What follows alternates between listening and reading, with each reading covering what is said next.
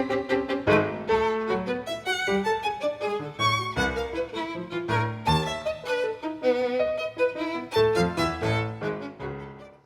evening. Welcome to Public Affairs Public Access on Houston Media Source TV. I'm Gene Preuss with Houston's League of Women Voters. How are people in Texas really voting? That's the subject of an interview I did this week with three authors of The Battle for the Heart of Texas, Ken Wink, Kenneth Owens, and Ken Bryant. And we're going to hear that interview right now. With me today are three professors from the University of Texas at Tyler who've written a new book called The Battle for the Heart of Texas, Political Change in the Electorate. And so let me welcome Mark Owen, Ken Wink, and Kenneth Bryant Jr. Gentlemen, welcome. Be here. Hello. Thank you. So let me get, so the viewers will know who you are and put a face to a name. Let me get each of you to introduce yourself briefly, kind of tell your background and where you are. My name is Mark Owens. Sort of in this case, we came to UT Tyler 7 years ago after getting my PhD at the University of Georgia and growing up in the state of Florida. But the idea is that anything that happens in a big state for our politics, we know, is always interesting. And then in this case, the three of us collectively work together to do polls at UT Tyler with our students in support. Right now, we share them with the Dallas Morning News as well. And so here's Ken. Yes, my name's Ken Wink. I'm a Louisiana native and did my PhD in political science at Louisiana State University. And I guess I'm the old timer here. I've been here at UT Tyler since 1998. And so when we hired these two bright young guys, we thought maybe we could expand some of our polling.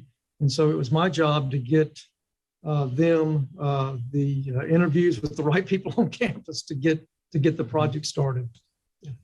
And I'm Kenneth Bryant Jr. I recent promoted associate professor of political science here. This is my sixth academic year.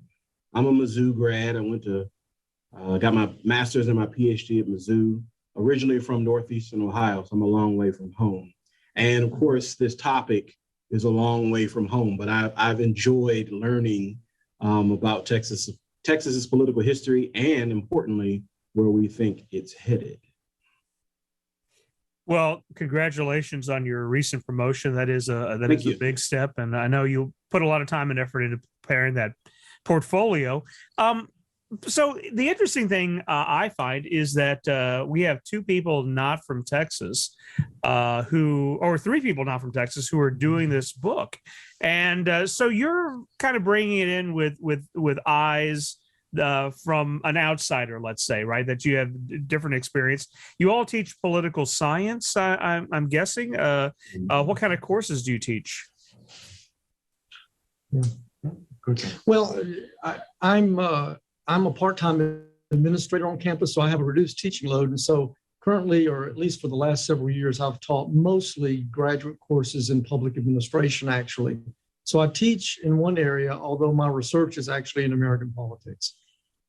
Yeah. And the classes I teach are about campaigns in Congress. Before going to graduate school, that was sort of my first career.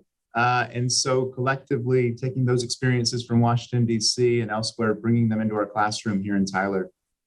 And my interests are race and ethnicity, which is the class I'm teaching this semester. I'm also teaching class on mass media in American politics, political behavior, and the American presidency is also a class that I've taught.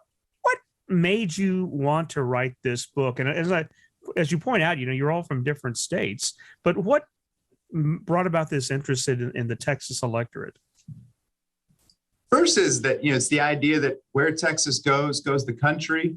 This idea of the second largest electoral college count, right? It's increasing now after the new census, but it gives you the sense that when people believe that there's this solid red Texas and that it's going to vote Republican, we have to remember that in some past, and especially in the past, it voted Democratic.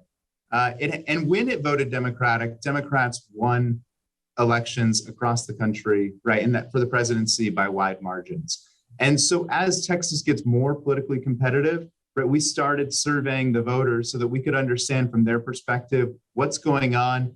It helps us do geographic comparisons as to, if the change is happening in this area of the state, but not other parts of the state. And that's really how this is occurring. Texas does not flip in one election. It's going to be where someone sees momentum for one party is occurring, and that's another party is getting momentum in another part of the state. Yeah, I think in short, we were sitting on a wealth of data. We've been polling Texans for the last 4 years now, and we thought a book would be a great way to sort of give the public a snapshot of where Texas is now, but also to glean that data and see exactly where we think Texans are headed as the national conversation about Texas and whether or not it's going to become a blue state or whether it's a purple state.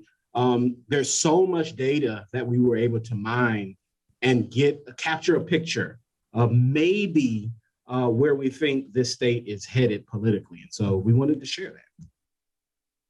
So where did you get your surveys from? Were these surveys that you yourselves conducted, or were they national surveys or Texas surveys that others that you used?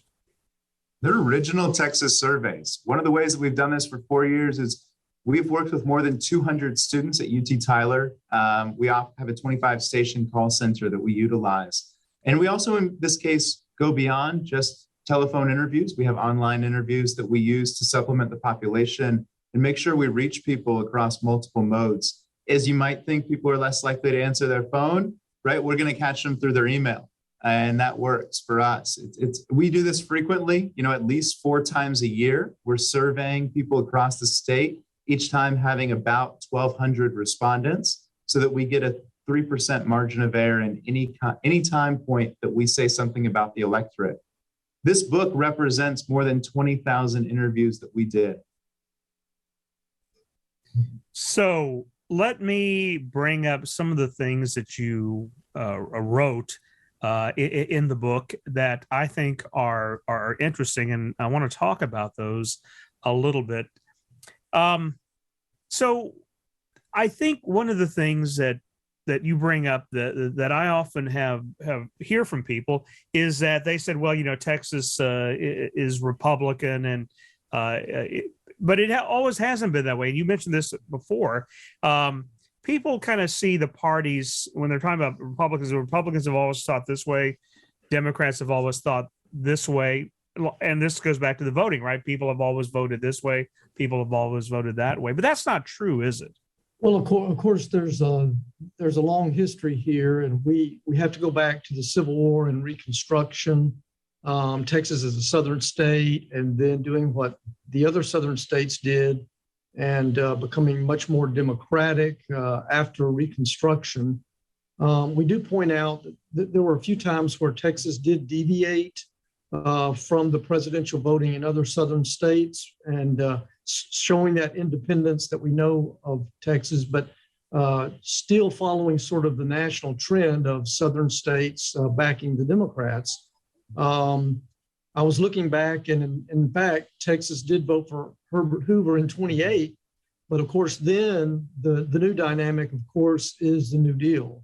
And so then you have, again, the rallying around FDR. And so you see Democratic dominance for basically 100 years. Another important thing that we bring into the book is an aspect about Texas political culture. And so sometimes you have things in East Texas. So if you're in Tyler, things are more traditional, right? It kind of ties into what you might expect in Georgia. Yet the rest of the state has this moment of individualism, right? It's how does one person have a stance? Every individual wants to be represented. That's much closer to what you expect to see in the American West, right? And also as big cities happen, you mentioned Houston, Dallas, we've been capturing the last years about almost the autonomy that cities can have. And then what kind of political conflict is that creating within our state, right? So Houston is going to have its own political culture that's wildly distinct from what you might see in San Antonio. You bring up V.O. Key, and historians, political historians, and political scientists are familiar with Key and his look in the 1940s at politics in the South. Give us a little bit of information on people like Key, and later you mentioned Chandler Davidson, who in the 1980s also took a look at how Southern politics, and especially Texas politics, was influencing the nation. Biggest opportunities that we have was, where political change happens, other individuals who have been there are going to react. And so, one of the things that V.O. Key had was he talked about at the time like a racial threat hypothesis, that when African Americans and other Southern states were more likely to start voting, right, laws changed, or in this case, the white citizens who lived there, the residents who had not voted before, started to turn out to vote. What's intriguing to us in Texas is the fact that, Key also pointed at the time that Texas was a place where the African American vote did not matter in that capacity. It didn't yet have the immigration of, and in this case, the Latino population that we have coming after 1965's legal changes, right, with all of our immigration laws. But we have opportunities here where we're looking at an electorate which has three substantial voting blocks. 11% of Texas voters are African American, 25% of registered voters are Hispanic, and that means that in this case, you have 55% of our registered voters are non-Hispanic white. That's a decrease from 4 years ago when it was 60%. And so this is as you expect, but as this younger population that is more Latino and just as African American are getting older, we're seeing dynamic shifts in the demographics of the state in a way that, sometimes fits what V.O. Key might have talked about, that race isn't that important to Texas politics. And we're saying now with three active groups, race can be important because there's a new identity to Texas politics. And that race, in short, race matters. However, we also know that it's a complicated tale, right? We can't say for certain, there's been a lot of discussion over the last 20 or so years about demographics being destiny, and how, one party, in this case, the Democratic Party, might take it for granted that the Latino population are going to be in favor of Democratic policies. However, we've seen, as Mark mentioned, the distinct cultures of regions within the state, that isn't necessarily a clear-cut story, and that we're seeing, as we saw in 2020, and maybe we'll see again in November, that the Latino population is more complicated across the state of Texas. And so while race matters, it's a complicated story. You mentioned that some of the things influencing politics, besides race and ethnicity of the voters, is people coming into Texas, immigration, and some other factors. Can you walk us through some of those? Sure. The stereotype is true, basically. What we have found is, even to this day, when you ask where one would place oneself on the ideological spectrum, we do find that conservatives outnumber liberals quite a bit in the state of Texas. We find that there's a racial component to that. We find that there is, let me take a step back. The bottom line is this: why do Republicans have an advantage right now in Texas in statewide elections? Because there are more people who identify as Republicans than Democrats, okay? Our election results really pan very closely with what we find when we ask people to self-identify on partisanship. Why are there more Republicans in the state than Democrats? There are more conservatives in the state than Democrats. So ideology and party are very closely intertwined. And I think one of the things we mentioned in one of the early chapters of the book is that Texas was one of the first Southern states to sort of sort out in a way in which liberals began to identify as Democrats and conservatives began to identify as Republicans. The rest of the South was much later in doing that. If you look at the Republican resurgence in the state of Texas over a generation ago, really we see it in statewide elections in the 60s, 70s, and 80s, and we see it in the state legislative elections in the 70s and 80s primarily. But the rest of the Deep South was still heavily Democratic at that time.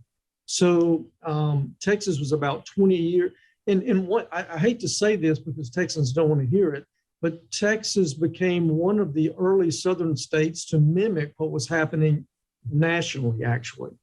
And I think it was Erickson, Wright, and McIver, in fact, found out that even in the 1970s and 1980s, I guess, Texas was one of the most ideologically polarized states in the country and skewed toward the conservative side. We saw this play out in the rest of the South about 20 years later. Louisiana, for example, didn't even have a Republican governor until 2007, if you can imagine that. And really, Republicans were not even competitive in state legislative elections in Louisiana until around the year 2000. So Texas was 20 years ahead of its neighbors in that regard. Yeah, I think that's an interesting, you mentioned that John Tower had a long history as a Republican elected official in the state, but he was really kind of an outlier for many of those years. And, you talk about, you mentioned a dear friend of mine who just recently passed, Bob Kruger, as a lot of people called him.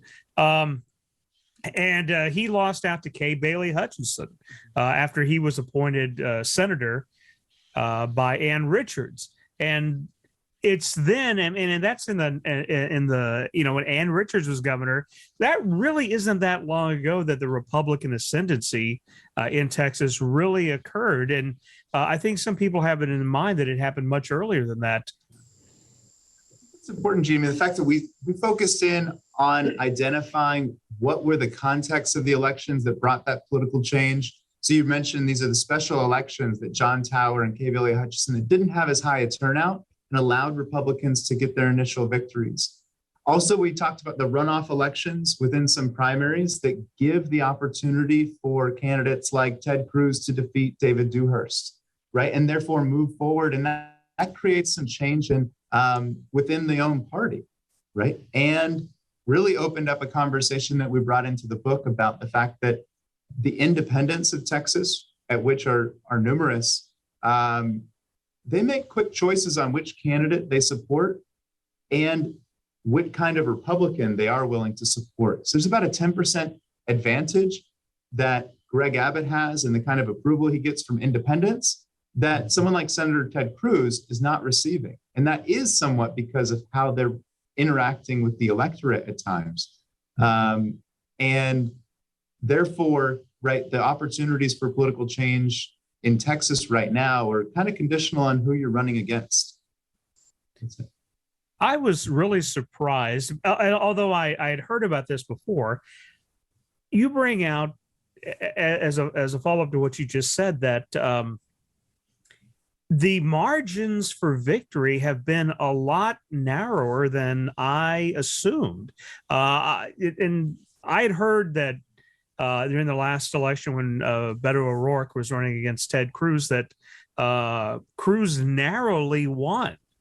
And you bring out that when electors went to the polls and were voting for George W. Bush, only about 52% voted for him. So this idea of battleground Texas, it really is more real than I had kind of envisioned. I mean, we've seen the decline certainly since 2016. At the presidential level, we've seen it. The Senate level, we've seen it. We've seen support for the Republican candidates almost half. We saw it with Donald Trump from 16 to 20. And that is a big part of the story of why we're talking about. I mean, it's part of the reason why we titled the book Battle for the Heart of Texas, because it's getting close. And depending on the political environment and the candidates, as noted by Mark, it can get closer. It just depends. I mean, you can get into the weeds and start talking about turnout and the types of folks who are turning out and where they're turning out. That makes a big difference. In 18, we saw Cruz was able to eke that win out because he ran up the numbers in the rural parts of the state. O'Rourke did so well because he ran up the numbers in the urban parts of the state. But we're also seeing, and we've seen Republicans in 2020, for example, did as well as they did because they did better in some of the urban and suburban parts of the state than people ordinarily assumed. And so it's very complicated. And the reason why this battle is happening is because things aren't clearly delineated as much as the sort of the popular conversation about Texas would have the public assume. So you mentioned the difference between the urban voters and the rural voters, and that has traditionally kind of been a big issue in Texas. And so many people are ready to dismiss, well, the votes is, well, urban people are going to vote this way, rural folk are going to vote this way. Is that really a good way of looking at it, or is there something that we're not thinking about? What we try and bring into the book is the fact that we're not just looking as counties, right? We do focus in on metropolitan areas. So for the viewers, it's going to bring in, it's Harris County plus Montgomery County and those areas, right? So you think of that makes the Houston metropolitan area still be competitive. Dallas, Fort Worth with Collin County, competitive, right? But we are seeing those tracks at the county level where Tarrant County has moved to support Democrats in 2 elections in a row. And that attracts a lot of statewide attention. So the real dynamic that we have that we're pointing to the book is, where are you seeing increases in registration relative to the state, and where are you seeing the increases in turnout? And opportunities here mean that, with Beto O'Rourke on the ballot, we've actually seen small spikes that come out of El Paso. Whereas typically El Paso County and its metropolitan area has some of the lowest turnout in the state. Some could be there. It's how many roads lead to El Paso, right? It's a little bit isolated. They're going to be reacting to who comes and talks to them. But what we have here is the fact that in these rural areas where they may be losing their population and not representing as much of the state, they're still representing as much of the turnout and electorate from our voters. That the people who are moving to the urban areas are, they find it, have longer lines to go vote. They are newer to the community, so they aren't yet engaged in the politics of turning out to vote. Those are things that we see nationally, but in Texas, we're seeing them applied differently in different parts of the state based off that urbanization. I've often heard about the Latino vote, Is there a Latino vote, or is it much more diverse than people imagine? Much more diverse. I mean, we're talking different ethnicities within the Latino population. We're talking Mexican Americans. I mean, there's a discussion about the differences, but there's big differences between, say, a Puerto Rican and a Mexican and a Cuban, but also what generation are they in the United States? Are they first generation, second generation? Are they primarily English speakers? Or are they primarily Spanish speakers? There's all these other different nuances. Are they highly religious? If they're highly religious, they're going to have different takes on candidates and politics than if they're not.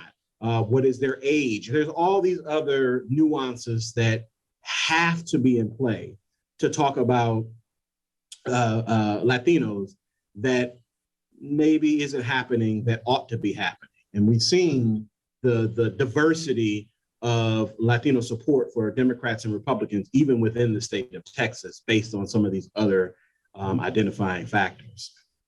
It's another overarching issue, which would be on policy. I think there's an overwhelming sort of consensus that the economy is the most important part, right? Improvement on the economy, opportunities, and where that can be promised, right? I think, and where it's seen, then candidates can be supported by that. So sometimes there is, of course, tension right now with what's happening in rhetoric with border security and immigration. And yet the fact can be, right, where is there economic policies that are following behind that? So it's not easy necessarily for each group to determine where they're going to fall. And I think that's kind of that interesting spot of what we see today. And that the Latino electorate, we should expect the kind of diversity that Dr. Bryant talked about, because it's increased. It's by far the fastest increasing participation group in the state. When we say that Texas is breaking turnout records, it's happening because only one group is participating 75% more than it was in the previous election. Yeah, just to add to what Mark said, I think, to kind of summarize that, we oversimplify when we say, oh, there's one or two Latino issues. No, it's not. There are many Latino issues. And because Latinos are very diverse and there are many of them in Texas, some may respond to the abortion issue, some may not. Some may look more toward economic issues, some may not. Some may see the border issues one way, others not, depending on whether they live on the border or a long way from the border. So it's much more nuanced than that. And I also wanted to say, going back to the sort of the Republican dominance in the state, Republicans are dominant because not only are there more Republicans, but they have found a coalition that works for them. But part of that is, if that coalition is decreased at the margins, now you're basically, like Beto was able to do in 2018, then you're basically talking about not much of an advantage. And the Latinos are one of the key demographics to that. Republicans have been very successful by winning a minority of the Latino vote and a large majority of the white vote. But as the Latino population grows, the Latino population is going to be even more important to both parties. And precisely because, not only because of their growing population, but because they are not in the back pocket of either party. So they're less Democratic than African Americans, they're less Republican than whites. They cannot be taken for granted. And both parties are going to have to work very, very hard to get that vote. And as we look towards future elections, we're talking about a younger cohort who do not have strong party ties to either party. And so there is room for either party to get into the persuasion game in order to win a lot of these voters, these new voters that are going to be coming along in 26 and 28. What about the African American vote? Are they still as solidly Democrat as they used to be? Yes and no. Yes, when you think about it, if we look at issues and policy issues, and certainly behaviorally, if you look at who votes for what, whom, you're still going to get a vast majority of Black voters are still voting for the Democrats. But when we talk about enthusiasm for either of the parties, you do see some diminished enthusiasm. We've seen some diminished enthusiasm among Black Texans for the Democratic Party. And I think we've seen that nationally. The Democratic coalition on whole has soured a bit. Now, that may be changing now, but certainly over the last 2 years, especially with Black men, you start to see a little bit of a lessened enthusiasm towards the Democratic Party. But for the most part, we're talking about a cohort that is very loyal and has been for a long time to the Democratic Party. I don't know, I wouldn't put the Latino vote and the Black vote in the same sort of basket, if you will. The Latino vote, I think, is still very much in a phase where a good plurality of voters can be persuaded by either party. The Black vote, that's going to be a tougher sell for Republicans in Texas or anywhere in the United States. Sorry about that. We have organizations that are forming, and I have some friends who are members of these conservative Latino organizations. Are there conservative Black organizations as well that are promoting Republicanism among Blacks? If they are, I don't know. I'm sure there's some that exist, but I don't know how prominent they are or how effective they are. Again, if there are Black votes to be won for the Republican Party, it's in the it is extremely marginal at this point. But those organizations may exist. They may try to do some work, but I've not seen them. Have you seen any? One of the things that definitely jumps to this is the fact, I think it engages with the kind of the chapter at the end of the book about the media too, is the fact that we are a little bit segmented, filtered, but we're also very aware of the size of what group we're part of. So I think take that knowledge to your question right now, is the fact that with social media we can understand exactly how many people are like us, right? The newspaper is going to tell us how many college students there are in the state of Texas or maybe in our own area. And we feel like that number is enough to push change. And so I think from that's the interesting part about this kind of environment right now, where Latinos know that there are a lot of conservatives because right now Congresswoman Maya Flores has for years been talking about the conservative revolution in South Texas. Right? We're not able to measure that necessarily because we don't have enough survey respondents from the Rio Grande Valley as part of normal statewide surveys because the population isn't the same as Harris County. But yet the groups who have identifiable leaders in those organizations and megaphones to share their message, it changes a little bit of what people will demand, right? And collectively, politics is becoming social. You can get more people to come vote with you right now if there's 6 of me, right, inviting you to come vote instead of just the normal, hey, it's lunchtime, right, at the office, let's go vote, right? Me and one person, you're sort of waiting for the big event. And I think that's been really interesting to see occur in Texas. Yeah, I don't see middle-aged and older voters changing much at all in Texas, but I think that's right. I think the younger generation is the big question mark. Yeah. So, not to delve into, well, I mean, your book is about recent politics. I have always been of the opinion that you need multiple parties because, and as we've seen in Texas history, when you only have one dominant party, the party that's in dominance will itself split among factions. Right? In Texas, you had for many years a liberal and a Republican Democratic Party when the Democrats were prominent. Do you see the same thing in the Republican Party right now? Yeah, I mean, there's the thought of the Tea Party coalitions, which brought change in 2010, frames a little bit, but also sometimes therefore they won in districts, especially between Tyler and Houston. And yet now we don't see a lot of those leaders that won in 2010 still in Congress. And so there's going to be a moment where I think the grassroots support in some of those organizations, the Republicans, are wondering, right, who is their next leader going to be? Or once they've selected that new leader, why aren't they in leadership yet, right? And we sort of forget that Jeb Hensarling was in Congress for a long time before he ended up chairing one of the most prestigious committees in the House. Right, or sort of those same groups that we could see. But you have scandals that have attended individuals and then voters trying to think about how can they equally, respond or replace that candidate. So we see that factionalism is occurring. I think it's not necessarily economic anymore. It's moving into social changes. We had fights that in the last 4 years that Texas has survived about, the bathroom bills, this isn't just questions about voting anymore. It's questions now about, what's the state's role in determining the role of books in schools, right? There are these new challenges that are emerging among some Republicans, but not all Republicans. And I think that's where, it's interesting, that's weakening the party's ability to direct control, which they were able to do in the 90s and the 2000s.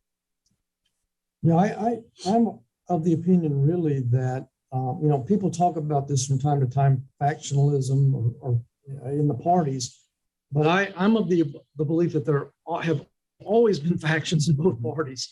They're vying for control, a more liberal versus a more moderate faction in the Democratic side, more moderate and a more conservative faction on the Republican side. That's a fact of life in the United States. But sometimes it gets more intense. There's no doubt about that.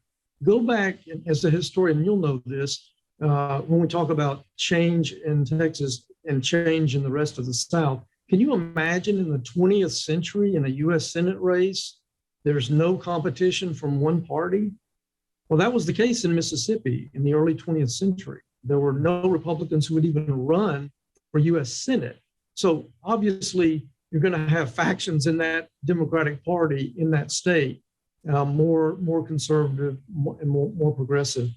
I think you do find that it boils up to the surface and is more visible. when you are the dominant party, as you said, just by the numerical size of the party, it just makes sense mathematically. But also, if you're the dominant party, you have more goodies, right? You're actually running the state. So having a seat at the table actually matters if you're the majority party rather than the minority party. And I think that's what you're seeing. I don't know if I would call it the Trumpers versus the anti-Trumpers. Maybe in Texas, the more big business versus the more populist on the Republican side, however you want to frame it. But yeah, I think it is a thing for sure. Yeah, thank you so much, Gene. I have to go teach class. Oh, okay. At 2 I o'clock. understand. So I appreciate your time. I appreciate you giving us the opportunity. Thank you. To interview. Thank you. No problem. What's going to happen to the Republican Party? There have been incidents, like certainly the January 6th incident. You have violence, school shootings. How is that going to affect the Republican Party? I think, yes, the question for a long time is what issues to get back to, because what you just mentioned are more darker lenses that I think the public is going to evaluate someone's record. And so the longer you've been in office, right, in particular, the longer voting record someone has that may be counter to recent events. So, right, especially when we think about, what have you done for the last 20 years related to, making schools safe? Because this isn't a new issue, right? But it is an issue that is affecting communities specifically, right? We know locally, but also right across the state, there's a lot of sorrow that people have after those tragedies, right? And feeling it. And so that emotional part is something that Democrats have done well about before, right? Feeling the emotion of the state, having candidates that talk about that. And also, one of the important things to this that we talk about who ran for president was at one moment being careful on who's the primary speaker, right? So the Democrats right now, both Julian Castro and Joaquin Castro don't speak as much as Beto O'Rourke, right? So that means there's one single voice that's coming out to challenge the Republican Party right now. Republicans, on the other hand, are in the moments of either are they saying something or are they not saying something? When you mentioned, right, there's a statewide elected official that was in Washington, D.C. at the time of January 6th, right, speaking at the event. And it's up to the challenging candidate or party to let people know that. And, I think that's the moment here. Were they directly involved? Right? Maybe odds are no, but the amount of Texas's attention that we received through the hearings, right, is going to affect someone's belief of where that is. And is that Donald Trump only, or are Texas Republicans distinct from the national trend? And one of the things that we believe in that is that most Texans sort of see the Texas Republican Party as distinct from the national party, just like we see the Texas economy as distinct from the national economy. Yeah, and I guess my answer might differ a little bit depending on whether you're talking about the Republican Party nationally or in the state. I think nationally, the Republican Party is not going anywhere. I think the question is, what is the Republican Party going to look like 5 or 10 years down the line? Now, I have to say that I was looking forward to seeing what would become of the party in the post-Trump years, thinking that Trump would be off the national scene. But like everyone else, I've underestimated Trump many times before. And so he's still around. I will say this, the two things. Number one, whoever gets the nomination, if it's not Trump, in 2022, will have to, in 2024, I think is going to have to be politically very astute and sort of thread the needle. You're going to have to appeal to mainstream pro-business Republicans and the Trumpers, and there's no doubt about it. And so who on the national scene can do that? DeSantis might be able to do that. I don't know about others. I think others will emerge, but there's no doubt if you go one way or the other, you're not going to get the nomination. So you have to satisfy both of those. The other thing, oftentimes, you've seen this, Gene, when a party gets kicked pretty bad in a presidential election, the headlines a week after that in the New York Times and the Washington Post is what's going to happen to the Democratic Party, or what's going to happen to the Republican Party? Are they going to be around 10 years from now? And they always are. And I think that's right. But I do think sometimes it takes a real big tail kicking in a national election for you to reevaluate seriously what it is you're doing and to refocus and get a new strategic plan and that sort of thing. Don't think the Republicans are there yet. I think the Republicans are going through sort of trying to figure out who they are right now. And I think it's going to take a very shrewd politician to thread that needle, as I said, get the nomination in 2024 and actually have a chance to win in the general. You mentioned early on this phenomena of the independent voter and that there are a significant number of independents who do swing elections. Why do we have so many independents? Is it party realignment and people just not finding a place to settle yet, or are there other factors involved? I think there definitely are the factors. The fact that, we have the diversity within parties that you've seen. I think the fact that we go back, there were some strong partisan forces within those factions that existed. So for, East Texas, historically, we had the East Texas or the Texas regulars. So we delve in a little bit in our book to the talks, some things that we draw from the big rich, but the fact of like, who were the independent, business, well, in this case, oilmen, but the businessmen that were trying to use some propaganda to talk about how to think about parties, to tear down the trust of the state parties and national parties, right? By sort of challenging FDR and what they were doing in the New Deal. So we have this when we think about independence today. I think part of it was also the fact that in other states, you will see a higher level of independence when people are not engaged in politics and turnout is low, right? When you think you know what the outcome of the election is going to be, then why participate if you're unhappy? And why choose one side? Because you're not going to choose the losing side, and you're also not going to choose the winning side that you don't like their policies. And so, that's a little bit of what we see from Texas. And since 2001 to 2002, we are seeing a small drop in the number of independents. People are starting to choose the different parties because they might see the Democratic Party as a viable option, right? Yeah. Well, I'll give my stock answer to this, which is not a dramatic answer and not very entertaining, but is simply this. And we've seen this over and over again with public opinion polling, and that is a lot of people claim to be independent, but then when you pin them down, how do you usually vote? You find out that 2/3 of them really do lean toward one party or the other. And when you look a little more carefully at their voting behavior and their attitudes, they really are indistinguishable from weak partisans. So I don't talk a lot about independence because I don't think they matter. I don't think they're going to make that much of a difference. Think about this too, Gene. The pure independents who claim to be not leaning toward either party generally do not vote. They can't make up their minds between the two parties. It's hard to get them motivated to vote. So you sort of fall into the trap of what's happening with the two major parties, and the independents sort of don't matter. What we see basically is that Republican dominance is pretty strong in party ID, and sort of independent leaners, we call them, sort of lean toward the Republicans too. And in those periods of time where the independent leaning Democrats are more numerous than the independent leaning Republicans, it's still swamped by those who say they are strong or weak partisans who are, 10 points or 7 or 8 points in favor of the Republicans. Now, I will say this: independence can sometimes be a predictor of what is going to happen. If we start seeing independents really swing toward the Democratic Party and backing Democratic candidates at a higher rate, that could be a foreshadowing that something is changing in Texas politics, or is about to change.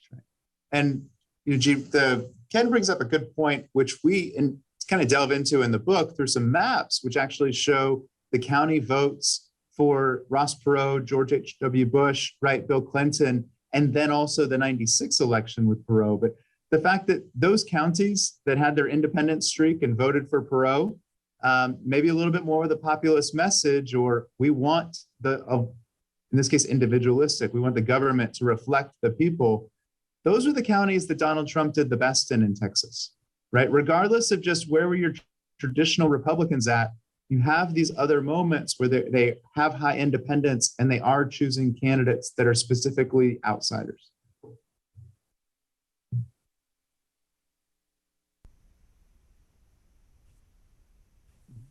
For those wonderful insights into how people are voting. And the book is called The Battle for the Heart of Texas, Political Change in the Electorate. And it just came out this year from OU Press. And Mark Owens, Ken Wink, and Kenneth Bryant, I want to thank you so much for taking some time to talk with us here on the show. Thank you very much. Thank you, Gene. It was fun. Enjoyed it. Well, thank you for listening to that interview that I did earlier this week with the three authors of the book, Battle for the Heart of Texas, Political Change and the Electorate. It's really a fascinating book. And as I mentioned, it just came out. And by just came out, it came out in August. So this past month from University of Oklahoma Press. I said OU a couple of times, and just to clarify, that's University of Oklahoma Press. And again, the authors were, and I messed their names up at the beginning, so let me clarify that, Mark Owens, Kenneth Wink, and Kenneth Bryant Jr., all at the University of Texas at Tyler, those three political scientists up there analyzing surveys to see how people are really voting. And one of the things that I thought was most interesting about it was sometimes the way we remember the votes aren't necessarily represented in the statistics, which tell a different story. Next, I asked Bill Flores, William Flores, political science professor here at the University of Houston downtown, to talk about what he thought of the interview with the book authors. So here's Bill Flores. In the book, they talk about looking at the electorate. And one of the things that they bring out is the Republican Party, their edge isn't as wide as most people imagine it. And what have you seen as far as elections are concerned relating that narrow edge that Republicans have in Texas? Well, remember, I think it's important in the interview that you heard about the book. One of the things they said was, and it's true, that Texas has many more conservatives than it does liberals, and it has independents that lean conservative. The point that is made in the book, and the point that we've made in the book that we've worked on Texas politics, will come out in January, that the population is changing. And I think the Republican Party recognizes that. Remember, they've taken a very strident conservative position. And in so doing, they've won some gains with the legislature because the legislature is predominantly Republican. That doesn't mean that there isn't shifts that go back and forth within the Senate or the House. We're going to see a growth in the urban population in the state of Texas. You know, by 2035, you're going to have the majority of the population in the state of Texas urban. And really, after that, it just continues to grow at a staggering rate. Where most of the growth will take place really is in the urban triangle and heading east of the I-35. So you're talking about San Antonio, Fort Worth, obviously Houston, Dallas, you're going to McAllen, that all those areas are going to grow. There will be growth in certain segments of the Rio Grande Valley, and also in certain areas where there have been, the oil industry has been strong, and Midland, for example. in Midland, Odessa, in that area, you'll see some growth, but it's going to be only by proportion rather than by number. So we're going to see the areas that traditionally have voted Democrat continue to grow. The point that is made in the book, and I think is a correct one, is that the rural population, it will grow, but at a very slow rate, while the urban population will grow at a much faster rate. The other thing is that, if you look at the polls that have taken place, the Texas politics poll that is done by UT Austin and by the Texas Tribune on such issues as abortion and the heartbeat bill, on gun control, etc. For the most part, Republicans support what are the policies that have been adopted by the state legislature.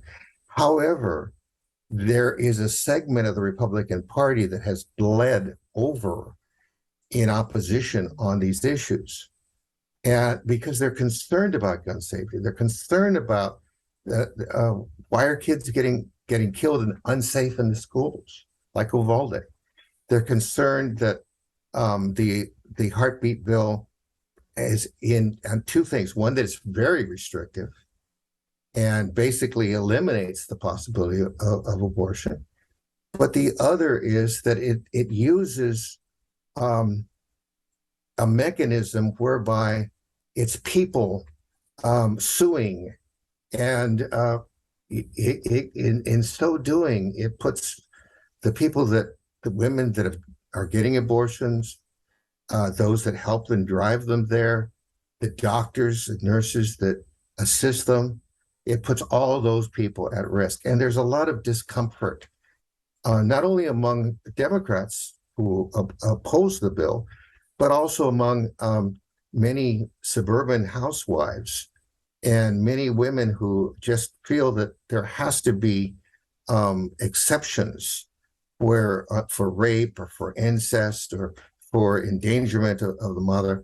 And so I think that sometimes whether it's on the left or the right, when the Democrats control things, they tend to pass every possible bill. Same thing with the Republicans. When they control things, they tend to pass bills that they agree with. In the process, you alienate the middle. And I think that's what we're seeing. Truth is, the state is still predominantly leans right, and it leans Republican and conservative. So I think that the outcome of at least of these elections may be, as the polls show, there is a reduced margin between Abbott and Beto, but I suspect Abbott will win.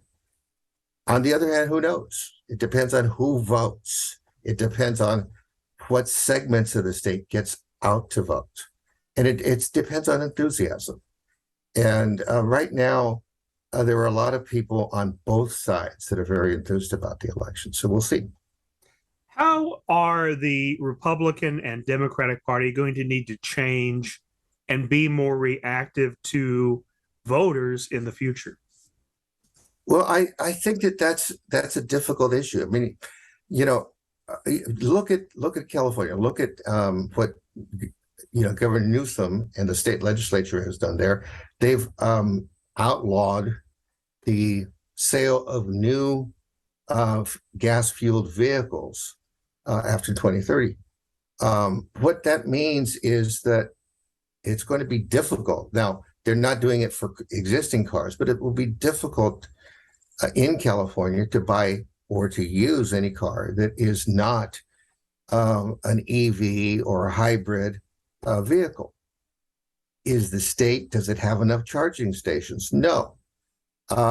Certainly it doesn't along the I-5 or the 101. They are building them.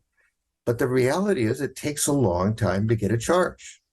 So if you've got a 300-mile trip, it's going to take you, you can add on a couple more hours at least to the trip, because it's going to take you 45 minutes to an hour to charge. And they plan on building out on the along the highways, charging stations.